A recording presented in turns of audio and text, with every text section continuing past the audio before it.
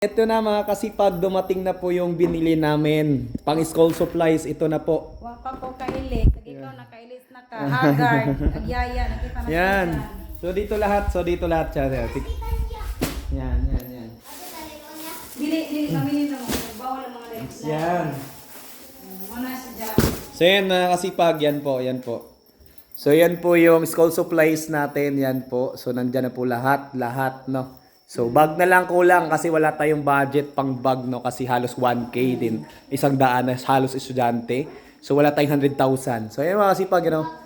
Folder, ayan, notebook, papel, eraser, lapis, ayan, bond paper, ano pa?